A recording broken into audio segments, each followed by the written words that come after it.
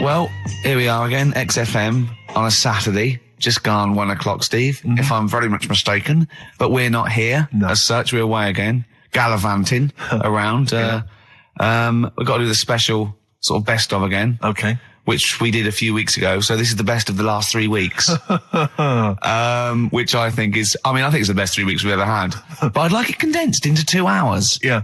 Yeah. Some great music as well in there. Yeah, there'll be some great music, interspersed with fine chat that you've already heard. Yeah. Except this bit. This bit's new.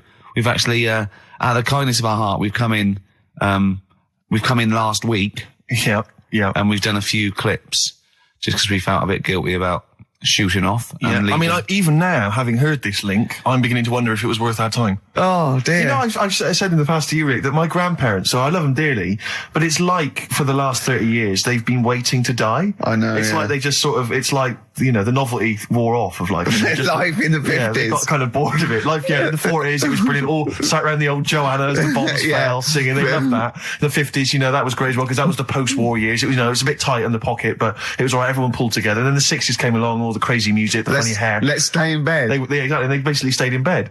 And it was one Christmas when my grandmother said to my dad, what do you like for Christmas? What do you fancy for Christmas? And this must have been, I don't know, 20 years ago. She said, what do you fancy for Christmas, Ron? And he went, well, you know, I could do with a nice big kind of warm winter overcoat. She said, don't worry about that. Don't worry about that, because your father will be dead soon. It's right, you can have his. Meaning my granddad. Well, to be honest with you, my father's still waiting. Which is good news. Good news for my grandfather. Less good news for my dad. He's freezing. He's freezing. He finds out, how is he today? He's fine. Oh, okay. Oh, I'm freezing. It's such a weird mindset, that. I think that, to me, is what sums up people from that older generation, the 40s and 50s. And it seems to me that you've got that kind of mindset. It's like you were born in the 30s. And whenever you talk of your childhood, it's like you had like a big potato to take to school. And a hoop and a stick is a Christmas gift. The other thing is, I think that that sort of generation, it seems that the man is dependent on the woman. There's a total dependence. Oh, absolutely. If she dies, he's done. Yes. He's done for. Just pine away. If he dies, she's got 30 years of pottering. Absolutely, yeah. Do you know what I mean? And going to, like, you know, the youth club and the church. I know what you mean, yeah. It's sort of like that. It's sad. Of course, it's sad for them, but it's sort of not the end of their life. No, sure. And it sort of is the other way around. I don't know why that is. Yeah. It's terrible. That's a little melancholy thought for I know, I've really brought it. You brought it down. You've brought it down. I've brought it. This isn't a nice show at all. This is terrible. Well, we're going to have people just killing themselves. What? Well, I didn't really want to make it a Christmassy type show, because I don't really like it. Oh, he's done it again. Well, you did Christmas once, didn't like it. No, my dad always said... Oh, right, steady on. Dad said Christmas morning was for, like, you know, for me. So he used to stay in bed. So he never... That's brilliant. That's a great thing to say, isn't it? Yeah. Christmas morning's for you. Run wild. Do what you want. Just don't bother me. I'm going to Honolulu for 2 weeks. That's great. Dad, it's Christmas. Do I have to do anything? No. So my mum used to get up, because she used to like to see my face light up, you know, when I open my presents. And then to give fireworks. And then then I'd have to go to my bedroom from about 6 o'clock onwards, because like my mum and dad were into having big Christmas parties, and I wasn't like old enough to go. Right. So they'd say, right, you know, you've had your fun there, you go up to your bedroom, stay in there. Really? Yeah, I remember one year, right, I got a train set, that's what I wanted. Yeah. Right? It's brilliant. Playing with it all day. I thought, I don't mind about the party, I'm happy staying up here playing with this. Brother comes in. He's had a few, right? He's going, yeah, give us a go on your train. How old is he? He's a bit older than me, so he might have been like, let's see. Well, let him be 18. Yeah, probably about 18, 19, and something like that. I had a train set, so I don't know, about 14. Something like that. Yeah. Right, so I'm playing on that, loving it and stuff. And then he comes in and goes, oh, give us a go. He turns the transformer up to like 14. He went really fast for about 5 seconds, broke it, and then he went back downstairs. Wow. So Christmas, I hadn't even got to Sounds Christmas like Day. The Conservative government with British Rail. Satire, Rick, I just thought that there's satire. If there's any satirical shows listening or magazines... It doesn't work in any way, because there's the analogy falls down apart from there being a train. Think it through, though. British Rail was trains. Yeah. And the government broke the trains in many ways. They didn't break them, like, not officially breaking them, but they kind of... It does work. It's perfect. Oh, I'm very pleased with that. And I can't... And no one's asked him to be on Have I Got News For You. It's weird, isn't it? Because it's strange, that. When you've got a satirical mind that's as quick as that. Yeah. Right. And he's broke your little train set. So what did you do? I just watched telly and had some sausages. I bet you were happy with that though, weren't you? It's a bit annoying though, isn't it, when your main present of the year's been broke. And did it ever get it fixed? No, that was it. Put away. I'm intrigued why your parents wouldn't let you come and join in the festive fun. Was it like really debauched down there? Was it like eggnog everywhere? Well, no, but I mean, that's fair enough. 6 is a little bit early, but I just think, if you're a kid, he had his fun, put them to bed at 8 maybe. And do you think so on Christmas Day? I thought that was a day for family. Well, not if there's a party going on. Well, don't have the party on the Christmas Day. Well, that's another option. Yeah. Your parents are weird, aren't they? A strange breed. Well, I think that was the year, right? You're talking about buying presents and stuff. I think I did treat my mum to... I didn't buy my dad anything. I think that was when I got a bit older, he used to get me dad something because he wasn't that bothered anyway. No. So, got me mum, there was a cheap shop, right? Of course. Thank God for that. Called Snips. Right? So I went in there and I thought, let's see what I can get her. And remember Victoria Plum? I don't think so. Well, it's like a fairy character. Right. I mean, mum's into gnomes and stuff, right? So I thought, right. She must be pleased with you, then. Victoria Plum. I was thinking, is that one of the neighbours? Is it like a brandy liqueur? Do you remember Victoria Plum? Victoria Plum. Victoria Plum, yeah. It's like a little fictional sort of character, right? Okay. So I saw it. I thought, yeah, she'll love that, right? So I did my paper round, saved up for 2 weeks, right? Got that sorted, went to Snips, bought the Victoria Plum. Next day, I'm in town with her, right? So I think, I know what I'll do. I said, come in here a minute, right? So we go in and we're looking around and I tested her, right? I went, look at that there. That's all right, innit? And she goes, oh, it's bloody awful. Oh, Carl. Oh, Carl. Oh, God. So then Christmas Day comes. I said, don't bother opening it. She said, no, why? I said, no, why did you still give it to her? So, well, it was too late. I'd already bought it. Oh, Carl. So she opened it and I was like, and she said, oh, that's nice. I said, why are you saying that? I said, the other day, she said, it's bloody awful. She said, oh, no, I thought you were pointing at something else. Oh, no. So that's why I don't get anyone anything anymore. Oh, God. Play record. Oh, God. Oh. XFM 104.9. We're not here.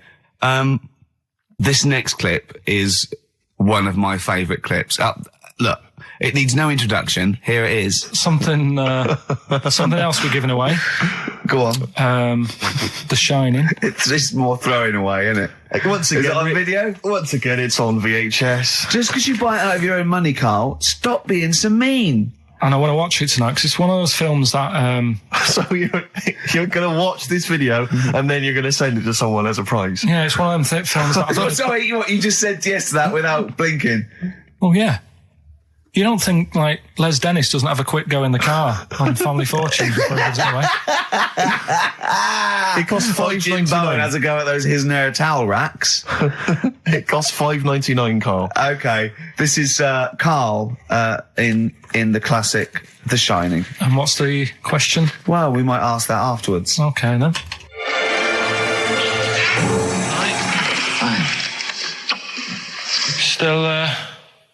Still trying to write the book then? Yeah? Yes. Good.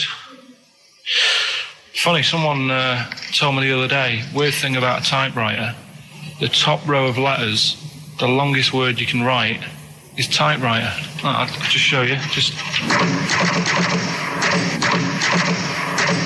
That's weird, isn't it? It's just the typewriter being...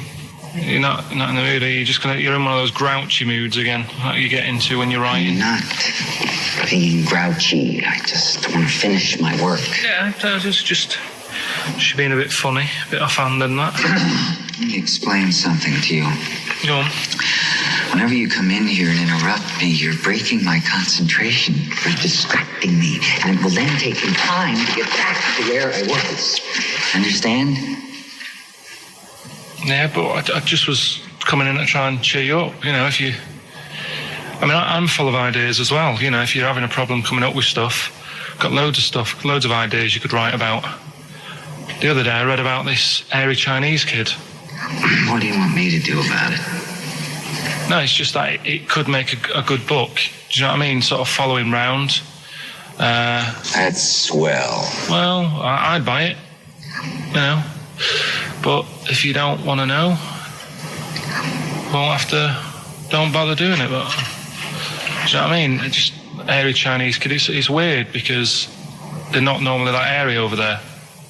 Yeah, this kid caked in it. But if you don't care, I wouldn't touch one hair on his goddamn little head.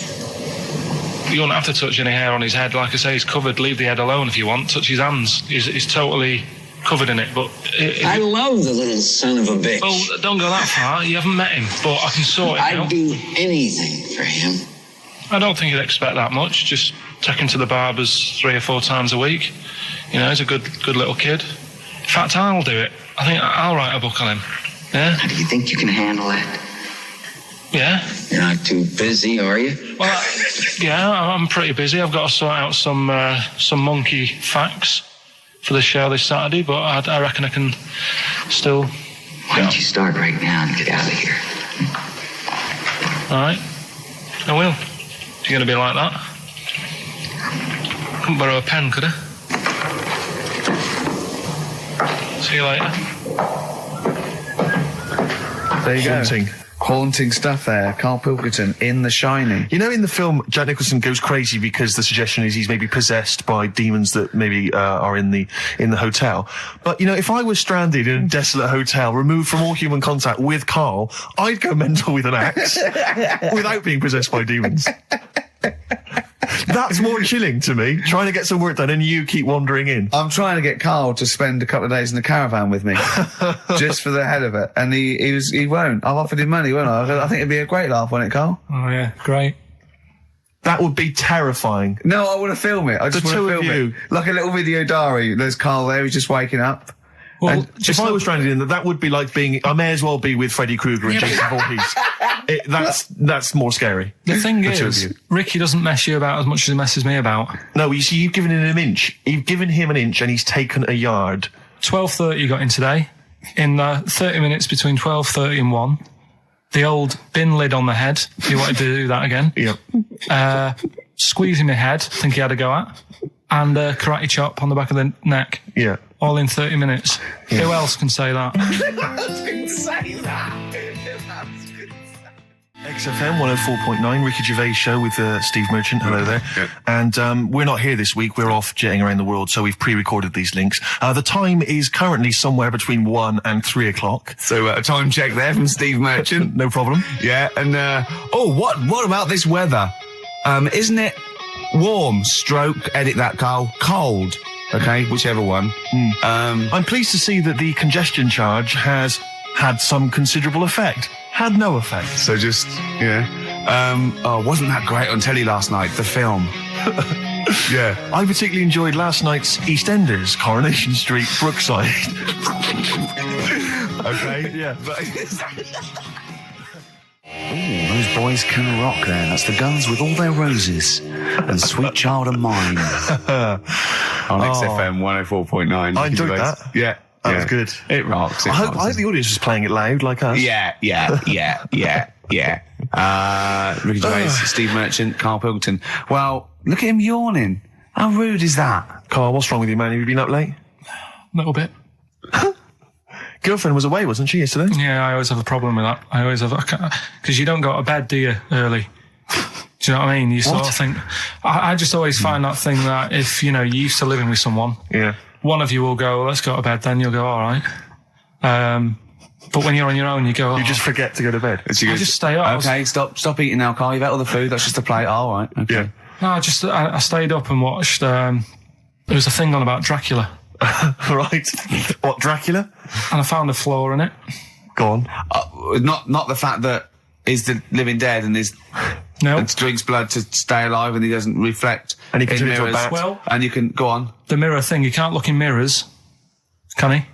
Well, he can look in mirrors, but he can't see himself in a mirror. Yeah. That still doesn't work. Go on. It doesn't work at all, Karl. It doesn't work anyway. No. Well, Centre parting's always really neat. His centre parting's always... how does he do it if he can't look in the mirror? Blood on the floor or something it was called. Rubbish. I love the flaw in the Dracula film is that his centre parting's too neat. How did he do it without a mirror? Oh. Was it a documentary about Dracula? No, Yeah, there was... the real Dracula. Yeah, the real Dracula, the It's true just a story. film. It had blood on the floor or something. It's called. Yeah. It's rubbish. We had a little lunch yesterday, didn't we? We did indeed. That was a nightmare. Yeah. I hate going out with you two. I was explaining to Karl, right? I like to excite Karl's imagination, right? And if it involves chimps or monkeys, all the better. Brains he likes, parts of the body, deformity. You know, I know where to, you know, what buttons to push. And I told him about this thing. I don't know if any of you out there know about this, but there's an experiment they did in the 50s, a clinical psychology experiment where there's your two hemispheres of the brain, okay? They're joined by a thing called the corpus callosum, right? Which is just a little flap of skin, like a little scarlet lead that joins your two hemispheres. And what they did, they cut that in half, and they thought it was a cure for schizophrenia, but what it turned out to be, or epilepsy, I think, I can't remember, was that your two sides of your brains didn't function together. You couldn't get information. I was telling Karl all this thing, and one of the things I told him was that they did it on a monkey, and it fought itself over a nut. Like its right arm was connected, you know, by its left lobe of the brain, and it was fighting over itself. And Karl went, instead of like thinking this is amazing experiment, he went, would it have been happy if you'd given it two nuts? Yeah, I know. Well, you started off by explaining it, and I remember you mentioned, because I was watching the two of you as you were describing it to me, you said, of course, one side of the brain deals with symbolism, and as you said the word symbolism, I noticed Karl drift away from looking at you, pick up his mobile phone, and start pressing buttons randomly. And I thought it was the word symbolism that got him. And I noticed it took you just a moment longer. And I think the first thing you said was, when did I lose you? Yeah, I knew I'd lost him. It's extraordinary. And he doesn't even try to disguise it. I said nomenclature at one point as well. Right, yeah. And I knew I was dicing with death there. Yeah. But, but I told you, you tried to look it up, didn't you, on the web? You didn't find anything about it, did you? The spelling of it's, what is it again? What's the word? Corpus callosum. Yeah, so I couldn't do it. No, there's no point. Don't bother. Give up. Don't bother. So if anyone knows any interesting facts about that, but yours hasn't been cut in half, has it, Karl? That would, again, might explain something. I'll tell you what we will be talking about later. I don't know if you're sort of aware of them, Steve. Go on. Bonobos. Oh, I don't know much about bonobos. I told him about he was looking for stuff. I said, put in bonobo. He was having no luck with chimp. And they're a form of chimpanzee, but they're even closer to us, evolutionarily speaking. They've got their social groups are more like ours. They're more intelligent, and he was loving it, weren't you? So is it human bonobo Karl? Is that how it works on the evolutionary ladder? Chimp Karl. Yeah. Yeah. Talking about him. So we're talking about bonobos. You're excited about that? Yeah, That's coming up in monkey news? No, I think it's a bit of a monkey bonus. Oh, that was gregreat. That was very, very funny. What indeed. a wonderful clip that was. I enjoyed it. Do you remember that? Yeah. Wow. It was a few weeks ago, wasn't it, really? I mean, I think it was last week. we'd have to have very, very bad memories not to remember that hilarious clip. I'd like to hear that again maybe in a couple of weeks' time when I'm away. Yes, absolutely. It's embarrassing, isn't it? Mm-hmm. And we, but the good thing is, on telly, I feel a bit guilty about putting out shoddy rubbish because I'm getting paid an awful lot. Yes. But here, I don't give a They can bleep that. They will do. Bit of David Bowie. When's that ever at anyone, Steve? Never. Lady Stardust off Ziggy Stardust and the Spiders from Mars on XFM 104.9. I'm Ricky Gervais, Steve Merchant. Karl Pilkington is in the middle of educating me. Educate me. Did I tell you the time when the doctor said I was going to die? All right, keep talking. Right, ages ago, must have been about 15, right? And at lunchtime there was this. We used to have a choice of stuff to do at lunchtime, right? We used to have like a burger place that had an arcade machine in it, right? So we used to go there and play on that and have a burger. Or there was this baker's, right, that my mum worked at, and did great cakes and stuff, right? So she used to like bring some home and that, but she couldn't always bring them home every night because they'd cost money, and she used to get them for free. And they used to say they'd rather chuck them away than give them to the staff because there's a chance that the cream might be off. Right. Right, so they used to chuck them round the back. So I used to go round the back with my mate and eat a load. Brilliant. Eating out of bins. No, it wasn't out of bins. They were still in trays, but they just stacked them up near the bins, right? So this got out. I mean, it used to be chocker.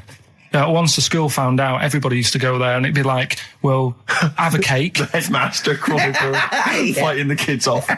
Right, so I'd have you just eat, I don't know, 6 jam donuts or something, and then you'd spend your dinner money on the arcade machine. Brilliant. Right? So it was a good afternoon, really, right?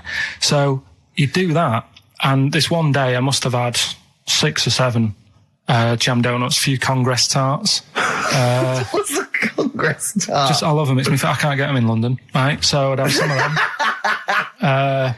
If anyone can get a Congress tart for Karl in London, please let him know. So anyway, this day, that was just a normal day. Do you know what I mean? You'd once, twice a week, you'd have a load of cake. In your life, yeah. So normal anyway, day in your life. Were the frog boys there with the webbed hands and the big heads? And the horse in the settee? But the day after one of these days, I had really bad cramp in my belly. Right? Okay. I was like in agony, could hardly walk. So I said to my mum, you could hardly stagger to the free cakes. So I was in absolute agony. I said, I don't like doctors, but you'll have to get a doctor in because I don't know what it is. I can't walk.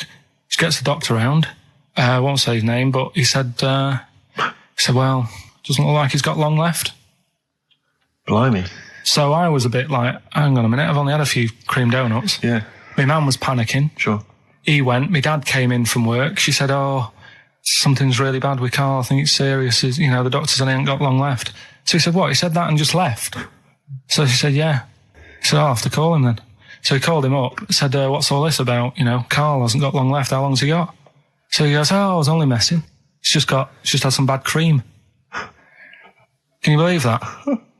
Well, the thing is, I like the fact your mum didn't ask any questions. I know. She didn't go into detail. Can you explain more, doctor? No, I got to show off. But she doesn't. I don't want to diss you or your family, but I imagine if I was there, I'd have known the doctor was joking. Yeah. That's all I'm saying. I mean, I sound very arrogant there, but I imagine he went, what's he been doing? Yeah, I had about 6 cream cones. Oh, right. Oh, wow. He hasn't got long to live then. I'll see you later. Yeah. That's what I think the doctor did. Yeah. I just like the idea your mum just let him go. Yeah. Terrified, thinking, well, I'm not going to probe him. He's that's it then. Dad comes in. Hi, honey, I'm home. Anything happened? The doctor said Karl's going to die and then left. Did he? I'll call him. But anyway, that's why these sort of things fascinate me. So we'll move on to this next one, right, which is brilliant. Dead short story. So, right, old woman, about 70 years old. Yeah. She's normally fit and healthy and stuff. Nothing wrong with her. She's having a good life. And one day she goes for a check to the doctors just to check herself out because she's getting on a bit. Yeah. He says, take your clothes off and that. So she does and checks her out. Says, yeah, you're looking good. You're looking good. Turn round. He said, oh, God. He says, you got a tumour on your buttock. Right? So she goes, oh. Well, can you do anything to sort it out? So they go, yeah, we could book you in for an operation. It's best if we remove this. Books are in for an operation. Operation day comes, strip her down and that. They're all stood round, the doctors. Start to operate. It only turns out it's a pork chop that she sat on 5 years earlier and it had stuck to her buttock. Right, Karl. I can forward you. I'm honest. Right. Listen.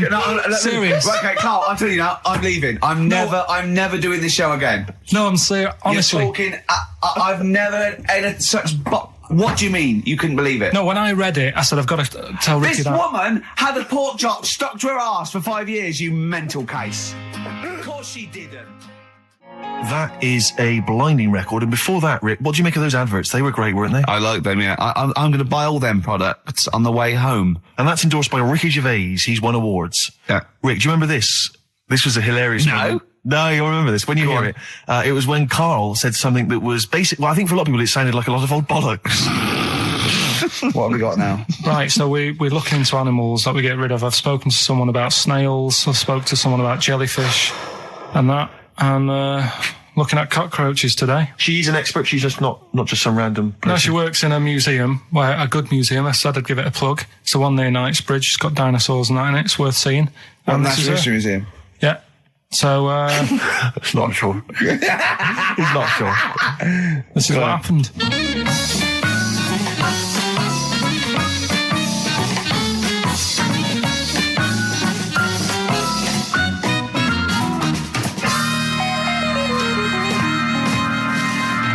Now, what I'll do, I'll tell you as much as I know, and then you can fill me in if I'm right or wrong. and then at the end of it, we'll get to the bottom of whether we need them or not. Okay. All right. So first of all, the first thing that I found out is that they have 18 knees. That's not exactly possible. They're insects, so they have 6 legs. Yeah. And a knee is usually the junction between femur and tibia. That's sort of classic human knee, and every other animal knee. So with 6 legs, you can only have 6 knees. Could somebody sort of got mistaken for seeing one that was a bit double jointed? I think you're grasping at straws or something. All right. Well, we might have to come back to that one then. Okay. They can hold the breath for 40 minutes. Well, they don't do that because they don't breathe in the same way as us. They breathe through little spiracles, holes down the side of the body. So, no, they're not a very apt simile because the method of breathing is so different. What do you mean? Because insects have a totally different system. They don't have lungs in the way that we do, and just breathing through one part of the body. They're actually breathing through every segment of the body all of the time. So even though they've got their mouth shut, they might be able to slide. Nothing to do with breathing. So only just feeding. So you see, maybe that's where someone's gone wrong. Someone's got hold of one and sort of taped its mouth up or something and got bored after 40 minutes and said, well, we'll call it right. That's a pretty unkind thing to do to an insect, even to a cockroach. Yeah, but it's all... Can't do that. Yeah, but... No. Pretty unkind thing to do anything, even a cockroach. Something else I found out. Yeah. They can live for a week without an head. Well, that's true if they don't bleed to death in the process. But the weird thing is, when I told you that they had 18 knees, you seemed a bit sort of like, don't talk ridiculous.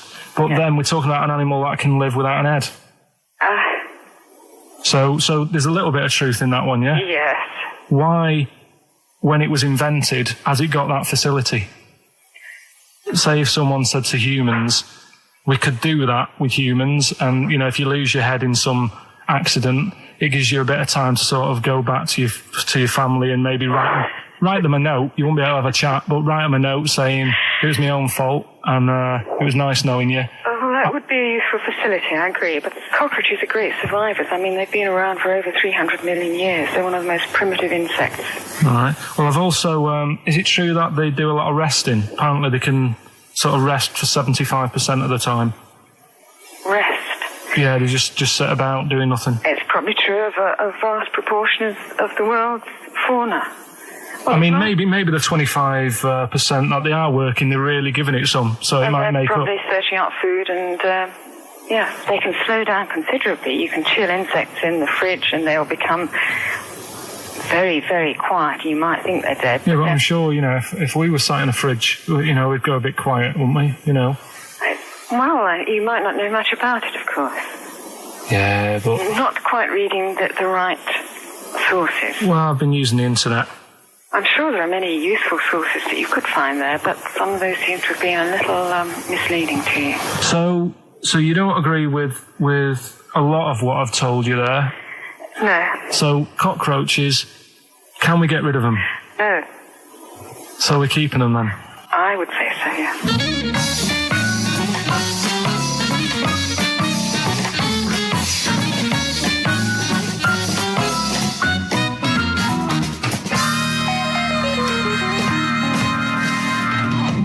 I think we should get her on more often because she sounds like she'd be a bit of an ally, really. Because she knew immediately that you were talking nonsense. She even said, I think you should be more concerned about your sources, which I've been trying to tell you for a year, right? The fact, I mean, 18 knees, where did you get that from? It was on the internet. They can hold their breath for 40 minutes. I mean, I don't know what you read and take on. Mad world, don't it?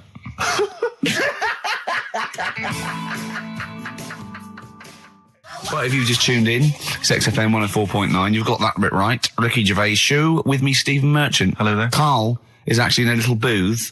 We're not in the studio, you see. This is pre-recorded. We recorded this last week because we were away. And it's sort of like the best of the last 3 weeks since last time we were away when we put out the best of. Okay, what's the next one? What's the educating Ricky? I don't know. See, like I say, I was looking around and there's stuff that is interesting. Right, I was looking on the web, but there's no point. Well, it's just that I found one about. What's the point? About a lad who 8 years old, but he's still breastfed. Now, I don't know if you can get anything out of that.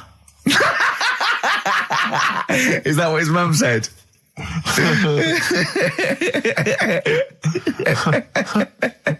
So, what do you mean? I don't know if I can get anything out of that. You don't need to. No, it's just that. You know, where did you read that? That was on the internet. Oh, well, yeah.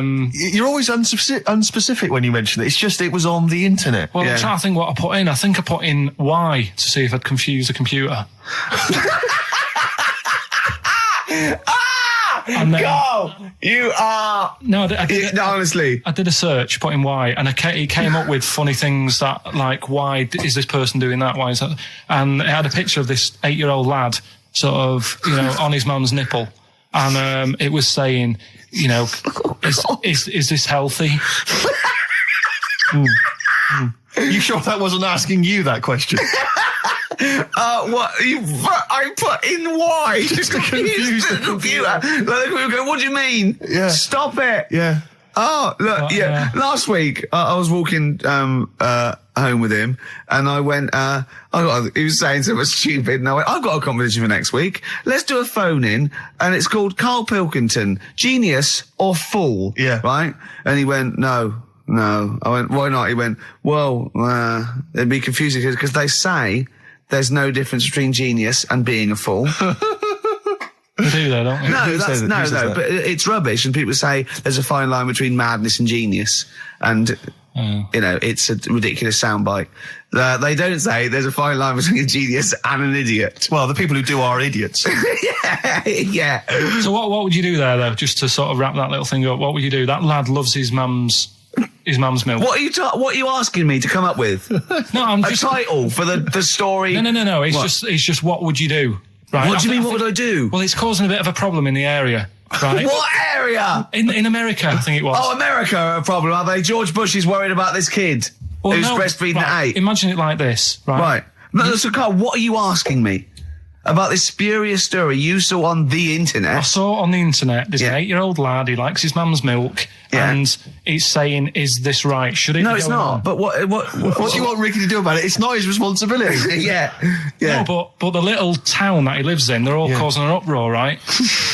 Going, this isn't right. You know, I can't let my kid play out in case he's in the garden with his mum getting a bit hungry, right? So, what should they do? Because his mum's saying, well, he likes it. Yeah. And he, you know, what do you do? I don't know the laws. No, but I'm not asking you to sort out the laws. I'm just saying, if you lived in that neighbourhood, what would you say? If you went up to him and said, look, everyone's getting a bit fed up with this, look. I'd say, what would I do? What do you mean, what would I do? What are you asking me? Right, it doesn't matter. No. What are you asking me? What are you asking me and Steve and the public? I'm just saying, say if you live next door to this woman. Yeah. Right? The kid's hungry, 8 years old. He's out playing on his bike and he goes, Mum, I'm getting a bit peckish. And he goes, all right, son. She whops one out. And he starts having his milk, right? You live next door, you're putting your washing out and you see this going on. You're getting a bit sick of it because it's gone on for months. 8 years, I assume. Why is it your business? Why are you such a nosy neighbour that you're concerned? What would you do, Carl? Let's turn it back on him. Yeah. What would you do? What's your solution? What would you do?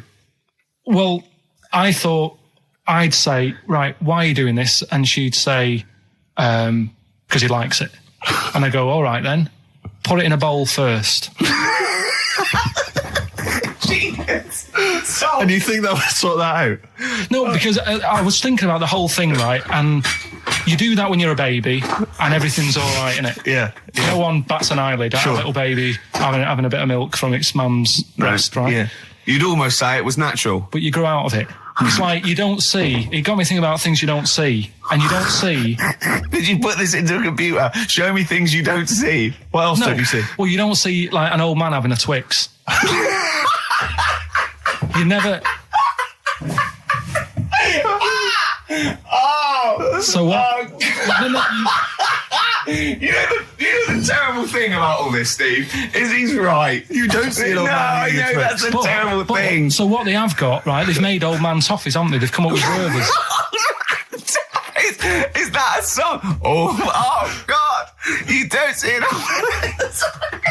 So they've got their Werthers, right? Yeah. So, look at him. You think he's giving a lecture at Oxford? It's not going anywhere. No, go on, sorry. Go on. I'm just saying... Right. You grow out of things. Yeah. And the old man, I'm sure when he was a kid, he'd have a Twix. Yeah. But now it doesn't look right, so he's having... It doesn't look right. So... Right. I don't think Werther's originals were specially designed for old people. I think they were sweets that just happened to have been made for years. That's why old people eat them. Yeah. They didn't go, hang on, there's a market here. I've noticed old people aren't eating Twixes. Quick, let's make some old man sweets. But the little advert, he gives it to his grandson as well, doesn't he? He goes, I have a Werther's original. I think it cuts though before he throws it back in his face and get me a Twix. XFM 104.9. We're not here. It is a bit like being Dennis Norden, playing some great moments from the show. I just imagine Dennis Norden one day, sort of just like waking up out of his stupor. He's doing this, and he'd go into the producer and go, I've just seen a couple of my programmes. I just saw It'll Be Right on the Night 18. It's It is terrible. Why didn't someone tell me? Well, we didn't want to upset you because, you know. But I've been doing it way too long. Well, you could just let me go on forever. Well, until you died, yeah. Well, why can't my son take over? Well, he's 80, Dennis. And the jokes I'm doing, they're awful. Why have I got that clipboard? I've written these jokes, they're not funny. There's an audience, they're laughing. What are they laughing They're not at? laughing, they're not laughing, that's canned laughter. Who are those audience? Who goes to an audience for It'll Be Right on the Night? A lot of them are older than you. It can't be right. Do you know we have 15% fatality in one of your audiences? But I went home at Christmas. I watched one of the episodes. Yeah. I was with my family and friends. I said, watch this, you'll love it. Stony face. No one laughed. They all thought it was Well, it is. Well, why didn't you tell me earlier? We didn't want to hurt your feelings. You're an old man. You may be upward of 102. I didn't realise. Yeah. Here's a problem that someone's emailed in. Yeah. We're taking emails today. If you've got a problem, a concern, or, you know, just a general query that you think Karl could answer for you. It could be about anything. It could be about some of the big kind of philosophical questions. Yeah. It could be something to do with war or famine, anything like that. Or it could just be a personal dilemma, you know, something that's happening locally.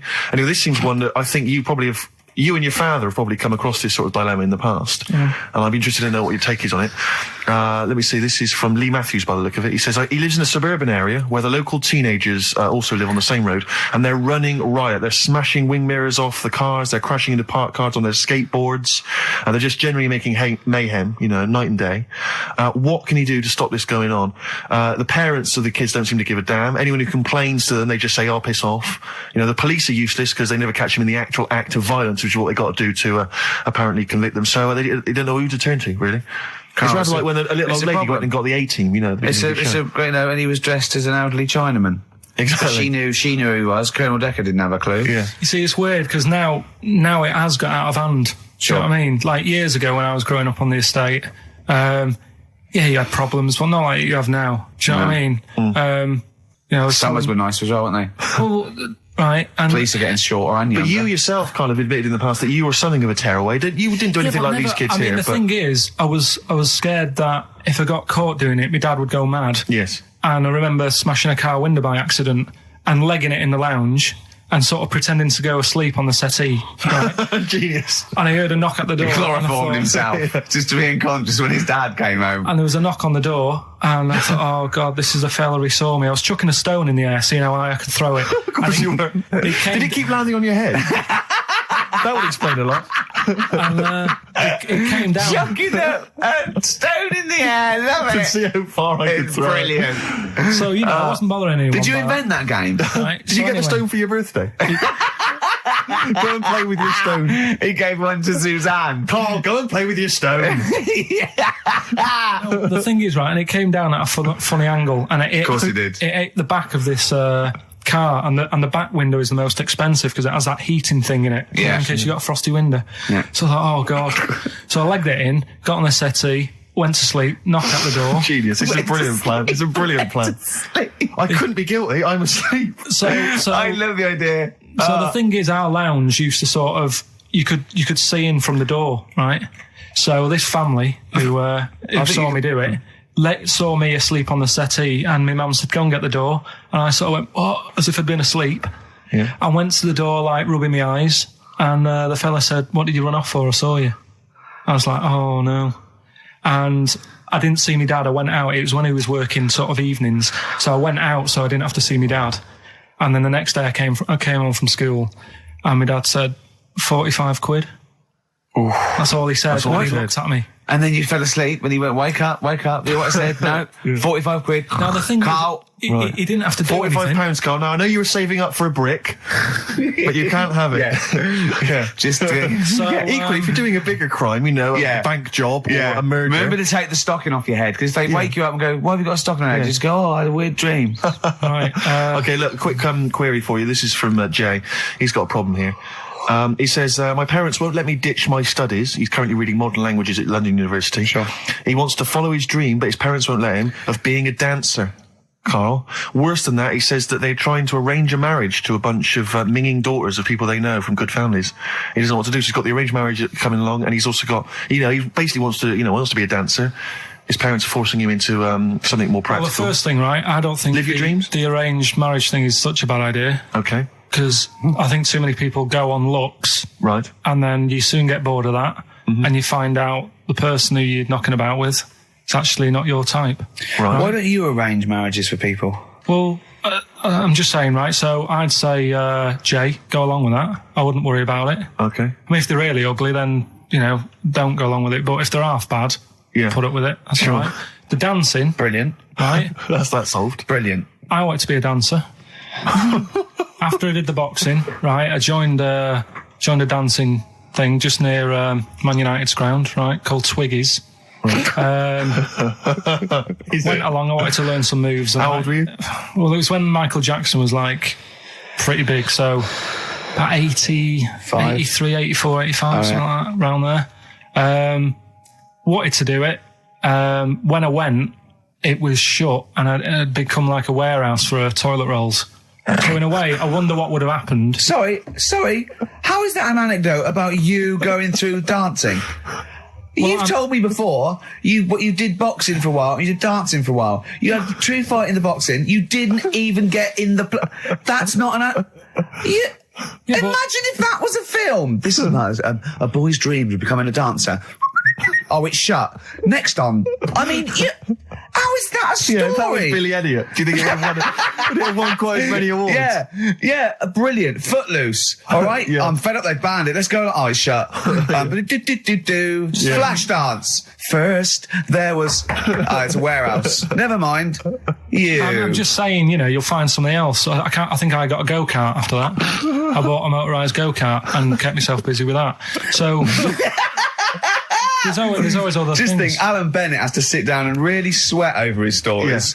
Yeah. He just opens his mouth. You are a living Alan Bennett character. So that's solved. Well, Jay, don't worry about that. There's no emotional problems I can foresee if you follow that advice. So the advice there is do an arranged marriage. If she's not ugly. minging, she's not completely minging. Yeah. And don't worry about dancing. Get a go-kart. Cheers. This is XFM 104.9. I'm Ricky Gervais with me, Stephen Merchant. You're listening to the best of, basically, Karl Pilkington. You don't talk to anyone, do you, in the week? You just hide in your little sound booth thing, and you really don't talk to anyone, do you? Much? Not really. No. I mean, you might call up. Yeah. But no, I keep myself to myself. Yeah. Then you don't get bogged down in the office politics and stuff. Yeah. Is there a lot of office politics here? I don't know. I don't get involved in it. Oh, yeah.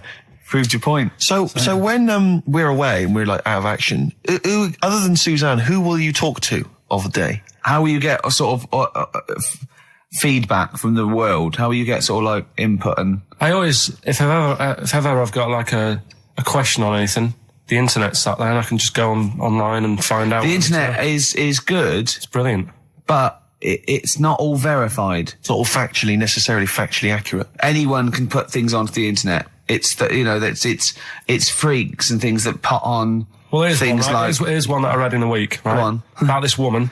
Yeah. She was a bit of a punk, and to get her hair done like she wanted it. Super glue.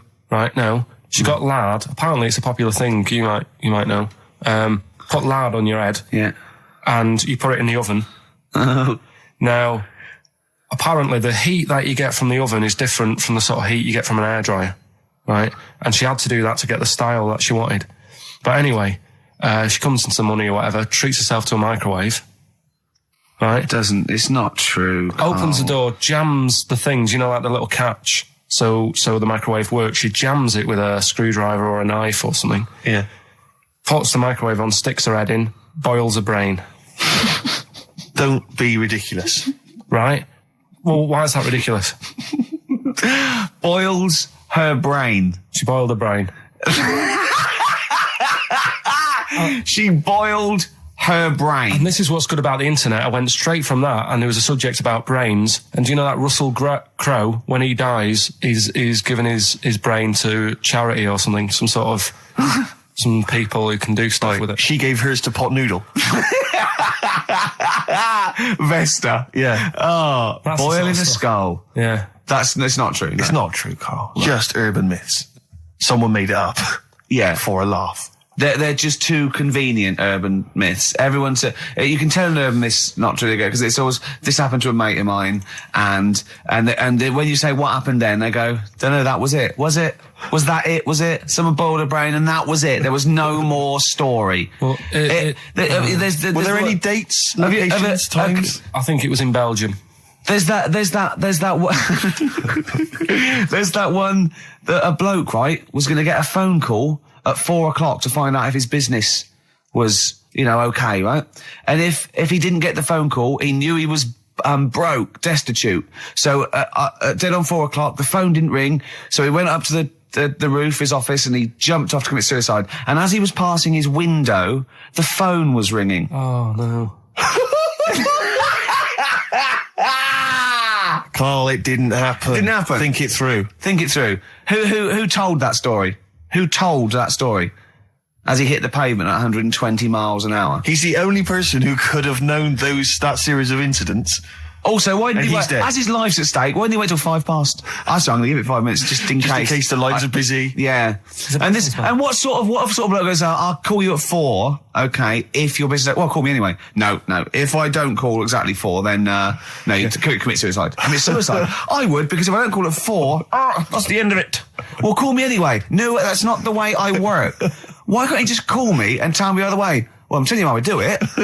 If you're bust, I don't call. Can't you just call to verify in case someone goes, well, what if it's engaged? It won't be engaged. Just commit suicide at 4, please. It didn't happen, Carl. The other one, right? A bloke, right? He's on a train station, and I'll tell you how I heard it. He's waiting for a cruise station, waiting for, and he shits himself. As you do. And so he goes, oh, my train's in 5 minutes. So he runs across to Millets and goes, quick, Levi's 36. The bloke just puts it in a bag. He runs onto the train. He goes into the toilet, takes his trousers and pants off. He's soiled. Yes. Throws them out of the window. I won't be needing those again. Cleans himself off. Open the bags. It's a jacket. Oh. No, it didn't happen, Carl. At what point did he go into it and go, quick, Levi's 36? And the bloke went, sorry, Levi's 36, what, a pair? No. Shall I wrap them? Them? It? Shall I wrap? Just wrap whatever it is. Do you want to look? No, I'm not looking when you're putting it in the bag, please. Right? 36 waist stories. Don't say anything. I've told you 36 Levi's. And put it in a bag and charge me for it. Yeah. I don't want to discuss it further. Yeah. There was one. There we go. There was one about a woman whose husband died, and she had him cremated. Yeah. And made like a little egg timer out of him. Right. And she said, I did that so it can still help around the kitchen. Well, that might be true. That might be a joke. That's quite sweet. That might be true. It's true story again. It was all. No, not again, because the ones I just told weren't. Nor is the boiling the brains in a bag curry microwave head story true. Yeah, that's all. I'd like to play a beautiful song now by Cat Stevens called Lily White. It's lovely. A song for the lovers room? Yeah. Plus, of course, Rockbusters, the return of Rockbusters. Let's start Rockbusters. Let's do Rockbusters. Let's get it rolling, because I have got some amazing prizes. I went to the Americas and I brought back gifts. Not your tobacco and your potatoes, but brilliant prizes. Now, quite seriously, these are not the usual tat. You will win some tat for Rockbusters, okay? We've got DVDs, CDs, things like that, right? But the winner of Rockbusters today will go through to a chance to win the prizes in week 6. We're only here for 6 weeks, by the way. This is our first of 6 shows. Thank God for that. Yeah. And I went to do The Simpsons last weekend, and I've got a drawing here, an original drawing of Homer by Matt Groening. See that? Look at that. As Homer there, your pal Matt Groening, May the 18th, 2005. And Homer's saying, I love Carl because he's stupid like me. And that's going to be framed, original drawing. That is worth, I think, a lot, but I've promised Matt Groening that it will not go on eBay. So please, I hope it goes to a fan. I've also got a rare Spinal Tap poster, met with Christopher Guest, and he signed that, Nigel Tufnell.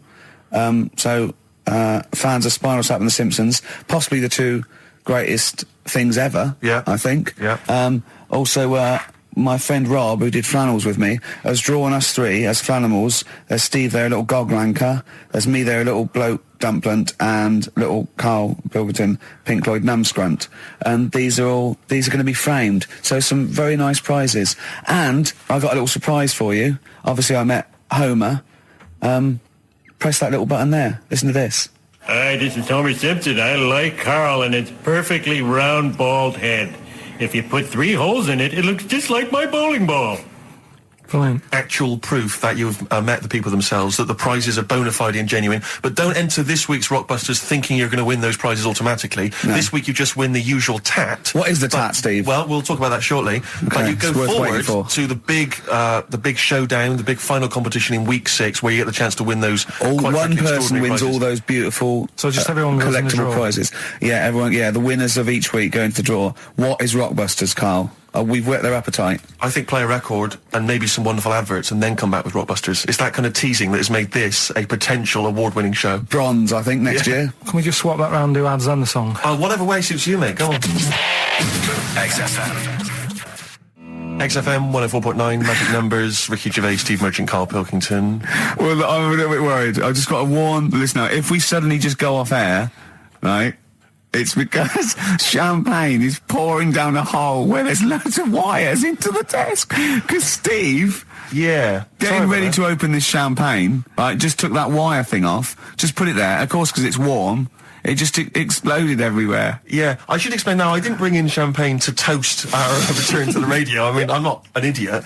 But actually, from Focus PR, Ashley has rather nicely sent us some Lindauer sparkling wine, and I'm just trying some, and it's really quite refreshing on this summer's day. So if you're perhaps working for some kind of PR agency, you know, or any kind of company, and you want to send us stuff which you want us to shamelessly promote on air, then feel free to do that. So you're just looking for free stuff? Yeah, I mean, you know, electrical goods. Okay, it's not just like champagne. Definitely not. Because I was going to say, if other champagne companies... What's that champaign company called that they sent us for free? Lindauer sparkling wine, which I imagine is available now.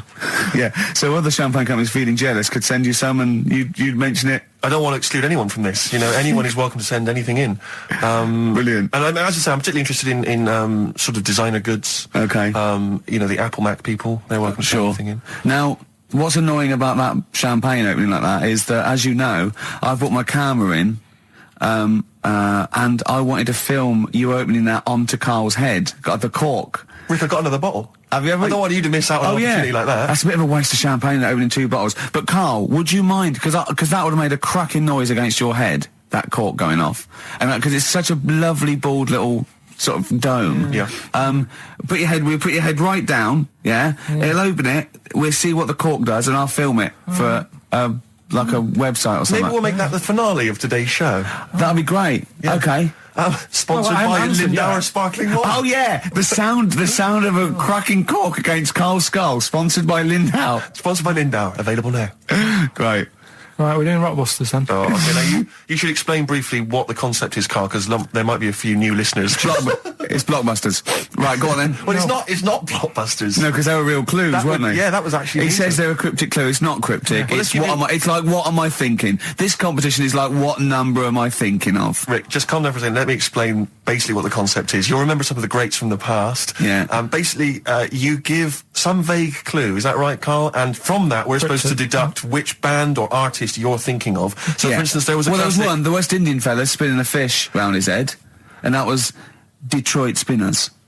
The trout spinners. Yeah, Detroit spinners. Yeah. There's also what happens if you fall over into a puddle in Texas. Wet knee Houston. Wet knee. That is the level of Carl's. That's what you're clues. working with. But can I just say, there's no irony in this. Carl doesn't think this is quirky or kitsch or ironic. He thinks these could go on the Guardian crossword. Yeah. Right. Okay. This is the best stuff you can come up with. Yeah. Right. So there's three of them. Yeah. Right, I'll give you the cryptic clue to help you along. Well, it is. And I'll give you some initials of the band or the artist or whatever to help you along as well. Yeah. Three of them. This is on the text only. We don't want emails on this one. Just it's the one that gets the highest or the first one to get 3. The first email with 3 or the first one that is the highest. So if no one gets the third one, which I wouldn't blame you for. So if there's like 30 people that get 2, it's the first email that comes in that we pick, and they win a handful of tat. Would you like to go through? I'll search out the tat in a second. I'm not sure where it is. Yeah, good stuff. There's some DVDs and stuff there. It's not bad. Yeah, but it means you go forward to the grand final in 6 weeks' time when you're playing for all that amazing stuff Ricky's got. We've got the signed, genuine, exclusive drawing of Homer Simpson done by Matt Groening, featuring references to Carl. We've got the signed Spinal Tap poster. So this is big stuff you can't get anywhere else. No, it's a rare American poster signed by. And it's such a shame that your only chance of winning it is with this inane quiz. Absolutely, it's not down to skill or anything. It's just such a shame that. Let's just do it then. Go on then. Right, the first one. Go on. What you got to remember is it's a band or an artist that XFM play as well, right? Right then, so the first one. Oh yeah, because XFM play the Detroit Spinners and Whitney Houston all the time, don't they? All right, these 3. Okay. Away a bit. These are XFM bands. Okay. Yeah. Right. If you got like a bulb. Oh Jesus. I know, you don't think about the cryptic clue is that every syllable counts. He says it different every time he says it. There'll be something different. Look, go on then. Go. Right, so if you get a bulb, right? What? A bulb. A bulb. What's a bulb? What's a bulb? Like a... I like bulb. I like bulb. Oh, I like bulb. So you get a bulb? You get a bulb, yeah. Go on. He's gone. Right, go on. So you get a bulb. Right. Oh, yeah, a bulb, yeah. Have you got something in your throat? What are you doing? Are you eating a gobstopper? What are you doing? We'll play a song then. No, come on. Get the clue out, for goodness sake. So the cryptic clue is, so, if you get a bulb, right, so... That's the beginning. Okay, great. Right, if you get if you get a bulb, like, go on. And you look after it, right, you look after that bulb, and you teach it stuff. Jesus Christ. What you doing there? Do you know what I mean? This is extraordinary. This is extraordinary. Amazing. Imagine that written down in the Telegraph. He's had 18 months to get this right. Imagine it. That's not a clue. That's an essay. I don't know what it is. It's a conversation with yourself. He means a light bulb, a bulb like you plant in the garden. What kind of bulb does he mean? Yeah. It doesn't really matter. Oh, okay. Like, you get a bulb. Well, remember that. It doesn't matter. Okay. Okay, it doesn't matter. It does, but I can't say too much. Right, so listen, let me just do it again. You get a bulb, right, when it's young, you look after that bulb, you teach it stuff and what have you. What have you done there? What's gone on? Brilliant! What are the initials of the band? R, right? R for rabbit, right? So what's the band there? Second one. Jesus. People have a problem doing this when they get home from like a night out drinking. Right? What's the problem they've got? Right? The initial there, K. What's the band? Right? People get in from having a night out, they'll have a problem doing this. What is it? What's the problem? Okay. And clue number 3? I had a vision of that Chinese flu. Right? That's C. I had a vision of that Chinese flu. You had a vision of that Chinese flu. Yeah, and that's the band letter C. C. Right? So 3 bands there. 3 cryptic clues. Not really. Text in 83 XFM. Just send the 3 band names. That'll do on it. Can they do a website as well? If they want, they can email in. Well, tell them what it is. Yeah, ricky.gervais@xfm.co.uk. Send it in there. Give them again quickly then, Carl. Right then, so get a bulb when it's young and that. Look Brilliant, after it. different, totally different. Teach it stuff. Yeah. And all that. Okay. What's the band, right? Yeah. The second one, people have a problem doing this when they get home late at night. You know, they've been out drinking and that, they get home. What problem are they going to have? K is the initial. Third one, I had a vision of that Chinese flu. What do I mean? Brilliant. C's the initial. Play a record. I mean, it's abomination. Right, but... Anyway, the answers, give us the... Go on, give us the clue. I haven't got an idea. Go on, give me the clue then again. Right, well, do you want to say who the winner is? Or no, let's hear the answers first. First clue was, if you get a bulb when it's young, you look after it and that, you teach it stuff. Yeah. What's going on there? Go on. The initial was R. Yeah. Right, that was razor light. All right? Razor light, you raise a light. Razor light, okay. Kind of works. Yeah, it didn't matter what sort of bulb it was then. It was very sure. specific. Mine. Go on. People have a problem doing this when they get home from a night out drinking. Yeah. What's the problem they're having? They have a problem getting the key in. Keying. That's awful. Word. That doesn't count. Keying. And they got it right. It's keen. It's keen. This one's awful. Awful. I had a vision of that Chinese flu. Yeah. The initial I was C. That was Caesars. Caesars. They managed to get that as well. I love the fact that even he knows they managed to get that as well. Did anyone get all three? Yeah, a few people. That's terrible. Okay, who's the first one? I don't know what it says about XFM and its listeners that people are getting these answers right. I know. Go on then. I mean, horrific. But anyway, we're going to give it, and he goes forward, as I say, for the big prizes in 6 weeks' time. It's Paul in Bookham. Well done, Bookham, but also he does get the complete series of Alias, League of Gentlemen, that Rock Gods album.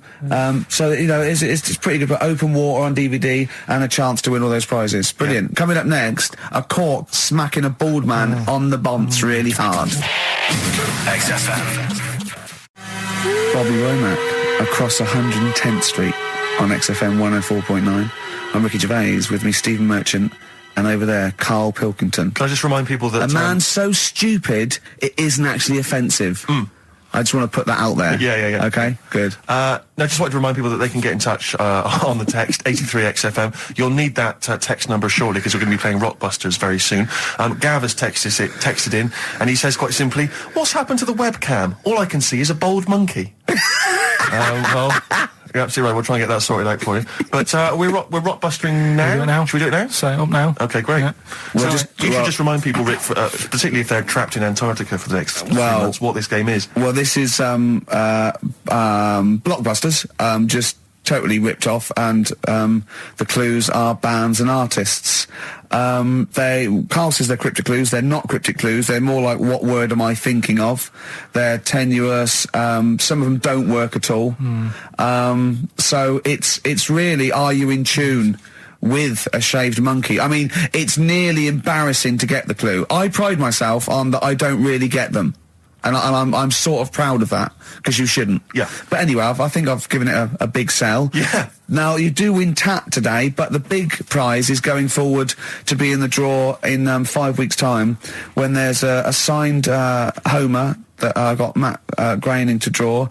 If you go to rickygervais.com, you can see him drawing it. It's an original. Well, if they want to see it, they can go to xfm.co.uk/Ricky, and it's actually... Just click on it, you can have a look at it. Oh, you can see all the pictures there, can't you? There's also a signed Nigel Tufnell poster, and us three as Flanimals. But there's a little actually video clip. I was on rickygervais.com. You can actually see Matt Groening drawing it. Well, so those prizes are the ones the big prizes you can win in 5 weeks' time if you get to the grand final. In the meantime, it's the usual selection of mediocre gifts which will be given away. That we found in a drawer that people have sent us to give away. First up, we've got I think most people agree, the mediocre John Travolta film Ladder 49, which I think barely made it into cinemas over here. We've also got on DVD. And we're giving that away. We're giving that away. Brilliant. On DVD, the TV series Grumpy Old Men, which I think is repeated every single night on BBC Two. And that's free as well, is it? Yeah, that's free as well. Okay. Right. We've got the complete third series of Alias. Great gift, only if you've seen the previous 2 seasons. So, is that the one I'm in? I don't know, possibly. French and Saunders at the Movies, a collection of all their hilarious movie spoofs. Again, on television, I think, every Friday. And the TV series Operation Good Guys. You know, fine series, but you could see that on UK Gold most nights. So, once again, an excellent selection. But if you win all those and take them straight down to Record and Tape Exchange, you will be able to get 2 albums that you actually like. That's exactly right. So, people send us them so they sort of get bigged up on the radio, so that's done. We don't need to worry about that. Angry. So, anyway then, three clues. Well, hang on, let's play the jingle. No, I haven't got one. You not got a jingle for Rockbusters? No. Well, do one quickly now. Okay. Rockbusters. Brilliant. All right, so we got 3 of them. Cryptic clue and the initials. The band. It could be a band or an artist. We've done all that, haven't we? Yeah. All right, first one. The fella let his wife know how he got the bruise on his leg. Right? Give us that again. The fella let his wife know how he got the bruise on the leg. He got a little bruise. Yeah, it's all. Imagine that in the Times crossword. You read it again, it's slightly different. Every time I look back at this crossword, it's slightly different. All the words change. It can't be cryptic. The initials there, CL. Right, CL. Fella got a bruise on his leg. He let his wife know how he got it. What's going on? Right, second one. All the muttering. And what's the next cryptic clue? Second one. That Potter lad had a lot of bottle doing all that stuff with the wizards and that. Right, he had a lot of bottle playing with the wizards and that. What's all that about? Right? I love it. He always says, "What's all that about?" TB there, band or artist, the initials TB. That Potter lad, he's got a lot of bottle doing all that stuff with the wizards. Right? And the third one, the Buddhists won't be able to get in their temple without these. What do they need? Right? The Buddhists won't be able to get in their temple without these. The initials TM. Right? 83936 is the text number. We don't want to receive emails from this because we can't be bothered. So just a quick text. Make sure you include all 3 answers. We're not interested unless you've only got. You need to get all 3. Yeah. But the winner may only get 2. But it's the first one with the most right answers. Yeah. And if wins all those DVDs. Alias is a box set. To be fair, that's pretty good prize. That one. You could probably get two CDs when you take that down to Record Tape Exchange. And you don't need to see the first 2 seasons because you won't know what's happening anyway. Oh, okay, fine. I'm excited to think that there's some people now in Antarctica just scrabbling around to get a pen, just trying to figure them out. You know, they'll probably stew on that for the next 2 months. XFM. Thunder Road by Bruce Springsteen, possibly the greatest rock song of all time. I don't know, big words. Big words indeed, but I echo them. Well, we're running out of time. We've got to get on with the show. It's near the end. I hope you enjoyed it. I hope the scientists stuck in a big, hut in the middle of nowhere in pitch darkness, 10 of them. I imagine they've been fascinated, Rick, by the finger up the arse discussion. We had Chinese don't age well, gingers. Yeah, all that. The big fat kid. Well, actually, they're probably secure in the knowledge that if they want to kill some time and it's dark, there's nothing better than stick your finger up someone else's ass. Exactly. So enjoy that. But they've been hanging on for Rockbusters clues, I imagine. There's the answers. Go on, give us the clue again quickly. All right. So the first one was the fella let his wife know how he got the bruise on his legs. Go on. Right. That was Courtney Love. Yeah, Courtney Love. So that's Courtney Love. So that's the first one, CL. So that one's fine. The second one, that Potter lad. What am I doing? Letting that one go? Just let it go, just let it go. Am I just letting that go? Annoyingly, we haven't got time to take issue with it, Rick. Okay. That Potter lad, he's got a lot of bottle, hasn't he, doing all that stuff with the wizards and that. Go on. That's Brave Harry, the Bravery, current sort of XFM band, the Brave Harry, that works as well. No, it doesn't. And the last one. No, it doesn't. No, it doesn't work. The Buddhists. It doesn't work. Won't be able to get in their temple without Doesn't these. work. Brave Harry. Doesn't work. Brave Harry. Brave Harry. The Buddhists won't be able to get in their temple without these. TM. That's the monk keys, right? So who got all them? The monk keys. Who got all them? Right. Which band are called the Monk Keys? The Monkeys. Oh, the Monkeys. Yeah, the Monkeys. Right. So who's the winner this week? The winner this week is Gina. Well, we're letting that go, yeah. Gina got them all right. I think her text said she was from Horrorstead. I don't know. I've never heard of that place, but I assume that's right. But Gina, you win that selection. I can't believe she got them. I cannot believe she got them. But she goes wins those and also goes into the prize draw. We'll have 6 people competing for that original Matt Groening thing. If you go to rickygervais.com, you can see Matt actually doing that. We've got a signed Nigel Tufnell and original drawing of us as Flanimals. If you want to see xfm.co.uk/Ricky, if you want to have a look at the picture. And well, that's it. It's 3 o'clock. I'm Ricky Gervais with me, Steve Merchant and Karl Pilkington. More drivel next time. A shaven monkey. Right. Half Light by Athlete on XFM 104.9. Ricky Gervais, Steve Merchant and Karl Pilkington. Karl. Right. 2 o'clock. Let's get Rockbusters rolling. I should just, if people aren't familiar with Rockbusters, then someone has actually sent in one of their own to test Karl. They've used, I think, the same principle that Karl has, which is, utterly random. Yeah. As you said before, Tenuous, really just try and really think of cryptic. something that he might be thinking of. Sure. So I mean, she's done it quite coherently, but I'm wondering if I should sort of say it more as Karl might say it, just slightly less. More different every time. Yeah, slightly less coherent.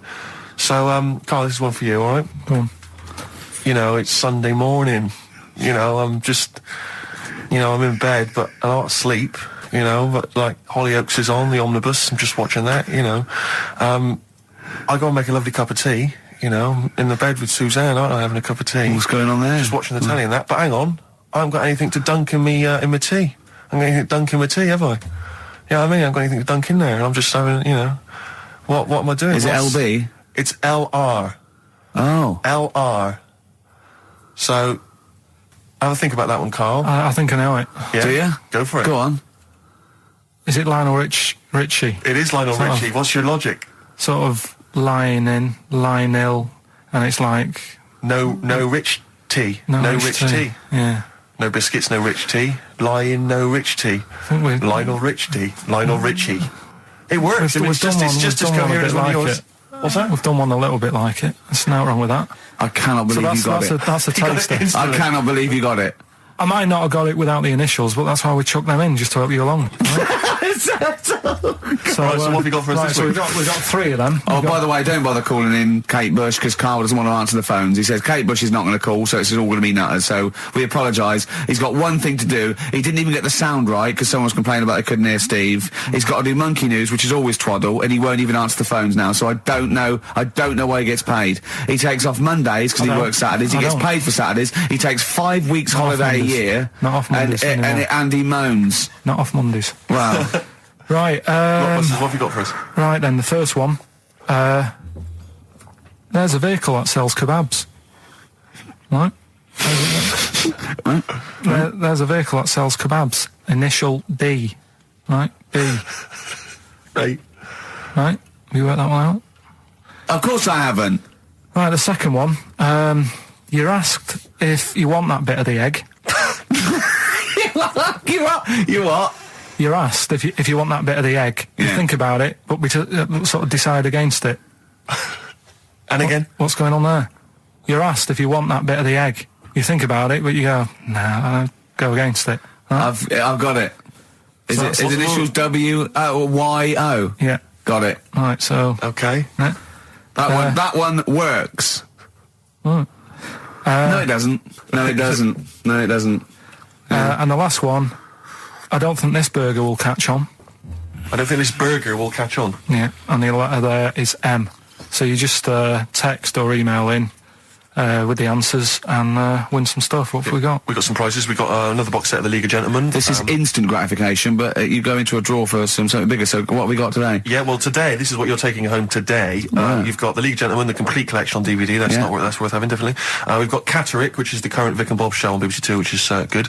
The Aviator, the award-winning Leonardo DiCaprio, Martin Scorsese biopic, and once again, Ladder 49. We're giving that away again, are we? Yeah. Apparently we got. Did we get a job like those? We got loads of them. We got boxes of them, stacks of them. Yeah. Excellent. So email in if you just want a copy of Ladder 49. I'm sure we could dig one out for you. yeah. Or phone in, because Karl does not answer the phones. Right. And remember, the winner goes forward into the chance to win the big prizes, the signed Homer drawing, the signed Nigel Tufnell poster. And you go to rickygervais.com and see Matt Groening actually drawing that to verify it. Bet Lloyd Cole won't. Never wrote anyone, has it? Has it? Roxy Music with the old Dylan classic Hard Rains on XFM 104.9. Mixing it up, just mixing it up, mixing and matching. We've got Neil Young, we've got a bit of Roxy Music, we don't care, do we? But then we're right bang up to date with some of the latest tracks from Feeder and the like, so... Yeah, big time. But it's what we're waiting for, it's the Rockbusters answers. That's right. Right. Okay, give us the clue, give us the answer. Right then, first one... Hurry up, because we haven't got long for Monkey News. Don't worry about it. First one. There's a vehicle over there that's... it's changed? Selling kebabs. Oh, it's changed, go on. Initial D. Yeah, what is it? That was Donovan. Okay. All right, yeah, okay. Yeah. That Good. worked. I'll give you that. Yeah. Second That's a one. real clue. Well, they got it, like they always do, so they're always real clues. Second one. You're asked if you want that bit of the egg, right? You think about it, then you decide against it. I think I know this one. What was the initial again? Y-O. Is this John Lennon's wife, Yoko Ono? Yeah, that's right. I think that was her name, Yoko Ono, wasn't it? Yeah, it's Yoko Ono. It was Yoko Ono. No, you've got it wrong. You're thinking about it. You asked if you want a bit of the egg. Yeah. You go, yolk. You think about it. Oh no. Oh, so you say it twice, you stutter. So it's yolk, yolk, no. No, you didn't. Her name's Yoko Ono, though. Yeah, Yoko Ono. Listen to the clue again. Okay, no. Listen to the clue. So what you say is, do you want this bit of the egg? You know, the end of it. No. Yolk, oh no. That's Yolk, right. oh no. Yolk, oh no. Yolk, no. Oh, yolk. Yeah, go on, brilliant. Yeah, okay, yeah, Yoko, no, yeah, go on. Works perfect. Next, yeah. And the last one was, I don't think this burger will catch on. That was initial M. Yeah. McFly. Right? So, there's your 3 clues. There's your 3 answers. It won't catch on. Well, who'd want to eat that? You know what I mean? It's like a Mac burger or whatever. Mac chicken. McFly. Don't want one. Put it back. I'll have a chicken. Right? So who's got the 3 then? Well done to Ian Shillham from Mansfield, who's got all those answers right amazingly. And he wins all those great prizes, including Ladder 49, starring Joaquin Phoenix and John Travolta, which I don't think anyone's ever seen. There's 49 of them. And he wins that, but he also goes forward, as you say, to the big draw, which will come up at the end of our little run. To win the signed Homer saying, I like Carl because he's stupid like me, and you can see Matt Groening drawing that. To know it's real on rickygervais.com, and you can win that, and a signed Nigel Tufnell poster. Brilliant. XFM. We've got some rubbish to give away now, haven't we? We have indeed, yeah. If only we hadn't opened that, we could have thrown that in the mix. But, no, it's too good to give away. It's time for Rockbusters, the quiz that no one looks forward to. And we've got, as usual, the bunch of CDs, DVDs, I should say, which... Just tell me we have got another copy of Ladder 49. Ladder 49's right here. That's Brilliant. In the mix, yeah. How many did they send you? Joaquin Phoenix, John Travolta, Ladder 49, the movie that no one's seen. Yeah. I've never met anyone who's seen it. But it's owned by every single XFM listener. Exactly. Also in the mix, as I said before, we've got Priscilla, Queen of the Desert, which, if you haven't seen that on telly, I'd be very surprised. French and Saunders at the movie, the best of all the French and Saunders movie spoofs, which is, I think, on TV every single night. Yeah. It's a very gay giveaway so far, it's isn't very it? gay. Well, this got Ladder 49, the people in uniform. You've got Queen of the Desert and French and Saunders. Well, the gays love them. You know how much a fan I am of Chevy Chase. You know I love Chevy Chase. Yeah. Well, we've also got here National Lampoon's Christmas Vacation 2, which doesn't feature Chevy Chase. It was so bad, even Chevy wouldn't agree to be in it. So instead, Randy Quaid, who plays Cousin Eddie, it's him. Right. And on the back, I noticed it says special appearance by Eric Idle. Brilliant. I mean, let's be honest, if a film's got a special appearance by Eric Idle, I know. It's probably not a classic, is all I'm saying. Do you reckon they do Always Walk on the... look on the bright side of life. Anyway, that's just some of the DVDs which you can win. And obviously the real reason you should enter is because you go forward to this big prize draw, which is in our last show, where you can win some actual quality. A signed Matt Groening drawing. And if you can see him drawing that on rickygervais.com, it is totally genuine. It's just there, him actually drawing it in front of your very eyes. Also, us made as Flanimals, and a signed poster by Nigel Tufnell. Christopher Guest. Sure. So proper good prizes. Yep. Just that this is, I think it should be the last one to get into it. Maybe next week, the 4 that we've got get down to 2 maybe. And then we get them on the line in the last, what do you think? Well, I'll be honest, I wish we'd thought it through. I don't know about you, but I wish we thought this Chris Campling, if you've got any ideas to how this show could have run, see, we should have scripted this. What we said, we just said go in a drawer, didn't we? Did we? So we hadn't thought it through though. Yeah, but we can't keep swapping and changing. Well, we haven't done anything yet. We can do what we want, yeah. Do you know how many BAFTAs we've won? We can do exactly what we want. High five. Well, listen. 6. Well, let's get down to business then. Right, so Rockbusters, let's explain briefly what this quiz is for those that have only just started listening to the show. It's basically Blockbusters. Well, you say that, Rick, but it's not, is it? I mean, that Blockbusters made sense. Yeah, well, this is the thing. Carl thinks this is a cryptic clue, going, right, a fella is walking along and oh, look, there's the fish. What does that mean? Trout spinners. Some of them are hard because they've dug them all out. Some are hard because they don't make sense. No, but they've dug them all out because they're going to put them all on the website for people to play along with, and they came to me for the answers, and some of them are pretty tricky. I couldn't answer them. So I love that. Anyway, the only man that can outwit himself. Right then. So the first one then, here we go. Why don't you borrow some land off Mr. Boardman or Mr. Laurel or Mr. Fletcher? All right? Why don't you borrow a little bit of land? I was changed already. Already changed. Already changed. Mr. Boardman. Well, no, do it again and do it exactly the same each time. Do it again.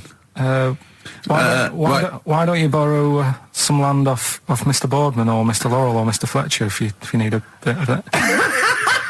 What's changing? Okay, and what are the initials? Right, LS. LS. That's a band or an artist. You know what I'm talking about? Second one. I'm gonna. Sorry, he's got a sweet in his mouth. I'm gonna annoy those seabirds over there. Right. I'm going to annoy those seabirds over there. Well, just those seabirds. It doesn't matter where they are. I'm going to annoy them seabirds. I don't know what he's talking about anymore, Steve. Honestly. B is the initial. I love the fact that he was fascinated by the strangest village in Britain, but the stories he's told us about where he comes from, there's him going around with two fellas with big heads, webbed feet, a little pigeon-chested bloke, him on his grifter with Maggie pecking at him, his dad in a telephone box nicking groceries, and a horse in the house next door. I mean, how strange was his upbringing? Yeah. And him hanging from his satchel. Unbelievable. There's another woman who I remembered. Actually, I'll tell you later. Go on, what? I'll tell you later about another woman who I remembered. Give us a teaser. It's just a woman who rode around on a three-wheeled bike with her husband in a basket. Right, I'll tell you about that. Right, and the final you don't get clue. teasers like that on the other radio That's station. a hell of a funeral service. Right, listen. Right, the final clue. What the Scouse fella said to the robber who he found in his house next to his vineyard. Oh, Jesus Christ. What? Again? Right, so what the Scouse fella said... Right, this is going to be a pronunciation thing. ...to the robber he found in his house... Oh, God, I've lost the will to live. I want to get in that woman's basket on the street. We'll just be driven round for the rest of my life. The initials are A.W. A.W. Who is it? All right. Well, email in and that. Should we have also on the text 83XFM? You can win Christmas Vacation 2 and Ladder 49. Yeah, what's that, man? Just briefly, you don't think you really gave that competition justice, did you, not handing out the email? No, let's just quickly whiz through the questions again. Yeah. John's texted in, by the way. He says, I never get any of the Rockbusters clues. Is this a good or a bad thing? Definitely a good thing. Definitely a good thing. Definitely a good thing. Yeah. Yeah. Well, other people do. Well, First one. Why don't you borrow a bit of land off Mr. Boardman or Mr. Laurel or even Mr. Fletcher? Right. LS. Second one. I'm gonna annoy those seabirds. Right. B. And the last one. What the Scouse fella said to the robber he found in his house next to his vineyard. AW. If you know what they are, email in or text in. Tell us about the woman. What's the text? Quick. Well, 83936 on the text. Ricky.gervais@xfm.co.uk on the email and that. Alright, and that. Mark that one down. Just make a note of that. And that. Green Day on XFM 104.9. Ricky Gervais, Steve Merchant, Karl Pilkington. We need the answers quickly, Karl. Rockbusters. We're running out of time. We've got Rockbusters and Monkey News to come in this fun-packed show. Give us the clues. Give us the answers. Right, the first one was, why don't you borrow a little bit of land off Mr. Boardman or Mr. Laurel or Mr. Fletcher? Go on then. Right, what am I getting at there? The initials were LS, right? Lease a Stan's field, right? Because you're borrowing it, that's leasing it. It's Stan Boardman, Stan Laurel, and it's a field and that, isn't it? Second one, I'm gonna annoy those seabirds. That was B. What you doing when you're annoying a bird? You're bugging it. What's a seabird? A gull. Buggles, right? Bug gulls. I don't know where to start, mate. Right, don't worry about it. I don't know where to start. If we had more time, don't worry. I'd throw him out of a window. Right. What the Scouse fella said to the robber he found in his house next to his vineyard. Go on then. That was AW. Yeah. That was A, me Winehouse. Right? A, me Winehouse. What? A, me Winehouse. What do you mean Winehouse? It's a vineyard. It's a cottage in a vineyard, so that's like a winehouse. Say it again. What's the clue again? Amy Winehouse. Well, yeah, but what do you mean? Amy. Why is he saying? Why is it a robber? Because the robber's getting in, and he's sort of saying, "Hey." But what's the robber got to do with it? Why is it just a normal bloke? I don't say. Why is he saying Amy Winehouse? Why is he saying that? He's saying to him, "Hey." get out kind of thing. No, you didn't say, no. Sorry, her name isn't A, Get Out Me Winehouse. Her name isn't A, Get Out Me Winehouse. Gavin Thompson got them all right. He's in Edinburgh, so he's winning ladder 49 and that's safe. That's on the way. And he's going into the prize draw to win those. This better be a good monkey news, Carl. That's all I can say, because that was drivel. Amy Winehouse. Listen, are we going to get Rockbusters out of the way quickly? Go on then, quick. Might as well do it. It's not going to take long, is it? Right then. So, 3 clues and that. Initials of a band and artist. Yeah. And win some stuff. Steve can go through the... Ladder 49 better be in there. Oh, let me just quickly... it's ladder 49. You get on with those clues and I'll tell you what's happening. And this is the last time. The winner of this... No, we'll do it again next week.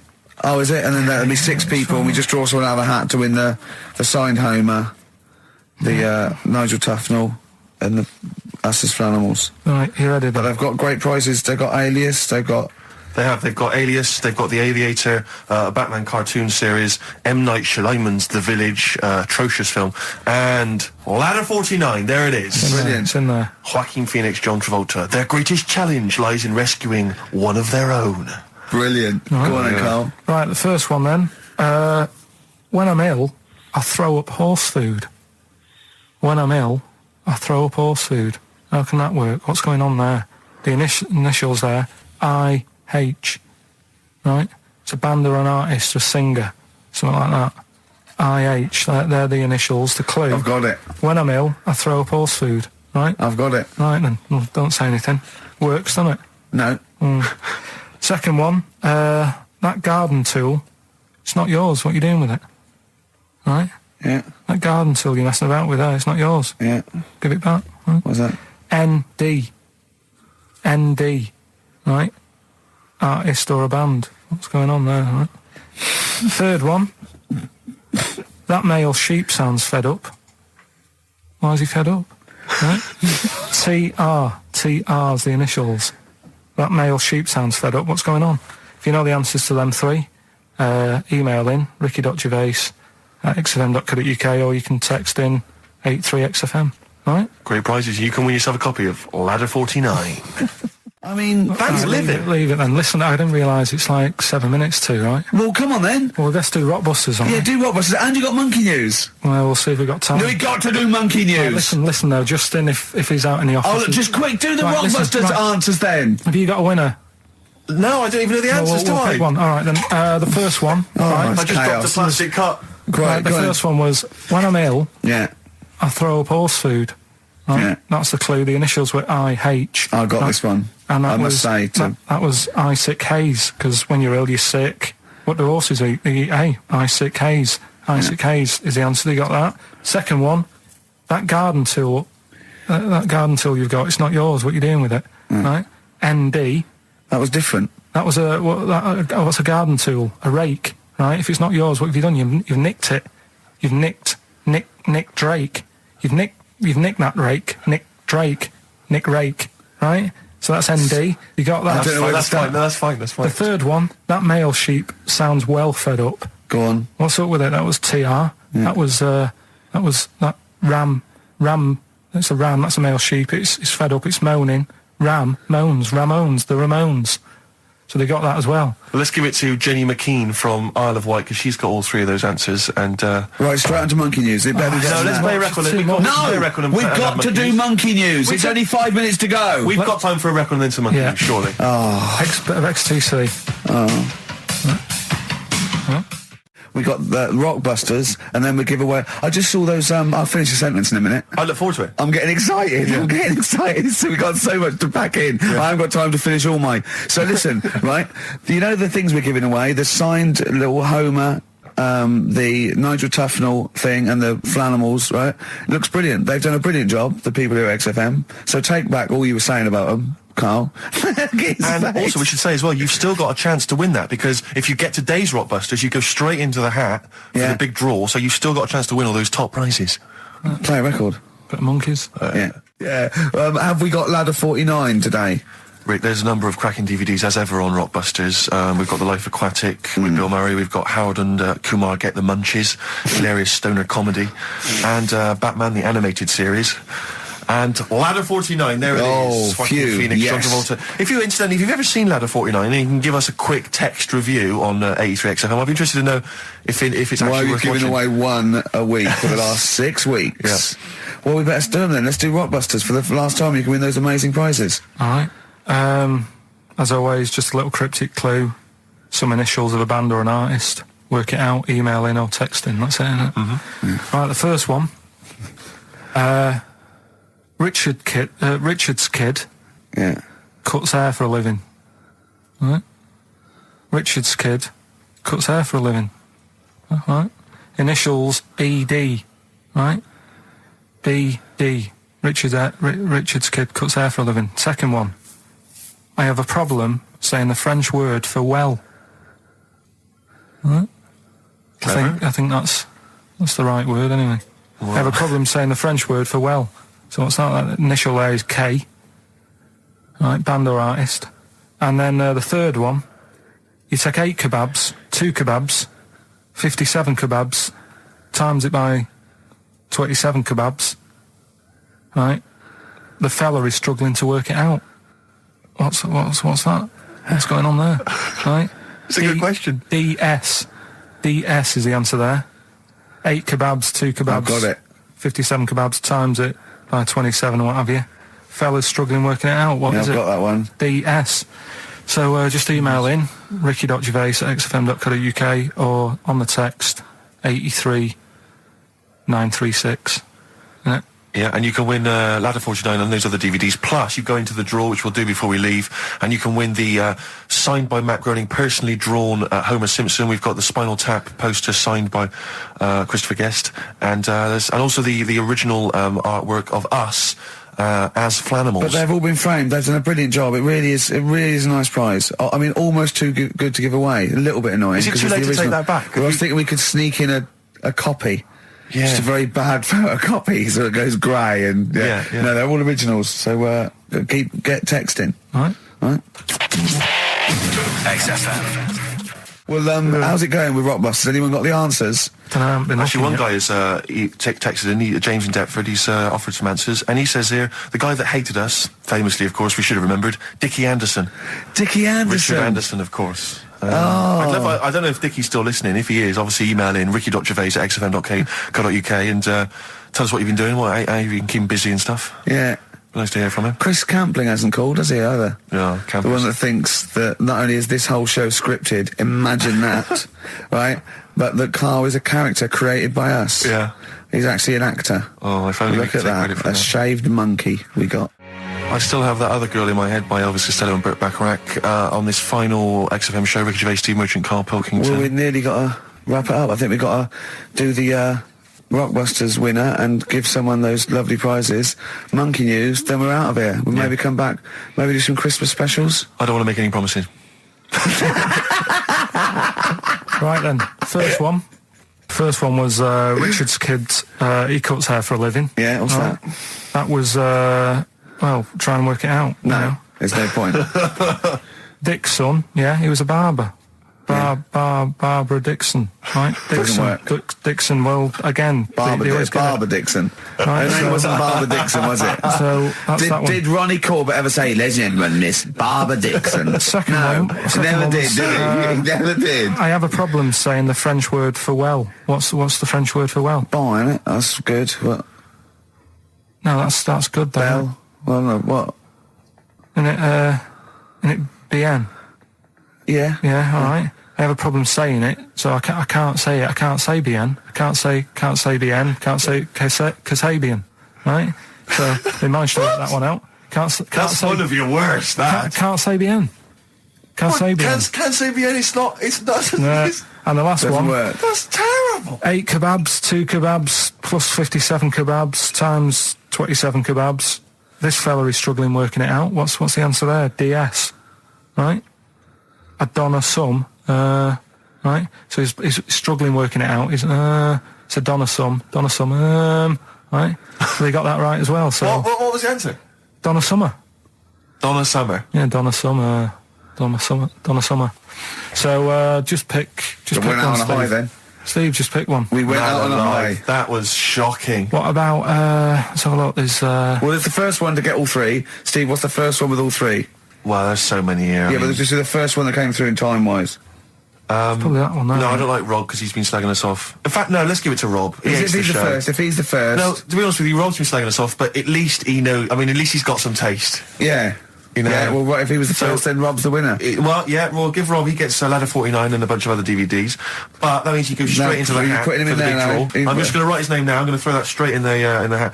I can imagine that no one, even the people who've entered, are that excited. Not because the prizes aren't great, but I'm worried that they don't appreciate it, Rick. Do you know, I get the feeling that our listeners, they just don't appreciate the fact that we've gone to all this trouble. We've got the Homer Simpson drawing and things like that. I just feel like these people don't deserve it. Do you know what? It's weird. I just wish we had a better quality of listener. Like, people who listen to Radio 2, they deserve it. You know, they're elderly and infirm, some of them. It would really cheer them up. But our lot, you know, drug addicts. Yeah, let me pick that out. Truck drivers. So I've just put all the names in the hat, all the previous winners from the previous weeks, and Rob as well. Is this Pilky gonna put it out? Do you want Pilky or do you want Ricky? Oh well, let's have the shaved monkey do it. All right. Plunge your hand in there. It's just, that's one, isn't it? That's it, just pull that one out, check who it is. Right, it's Gavin Thompson in Edinburgh. Well done, Gav. Are we going to get them up there? That's not his problem. You got to post them, you got to pay. They're amazing prizes. Yeah, but the Spinal Tap one, it's about 5 foot, isn't it? Well, they can post it. It'll cost them a few quid. It's a radio station. I think he should have to come and collect it. No, just because then it'll at least it'll prove that Where's he's he interested. from? Edinburgh. Give it to Bob Geldof. I'll give it to Bob Geldof. He's walking up there. He can jog it. XFM. We should just point out as well, if you miss Rockbusters while we're away.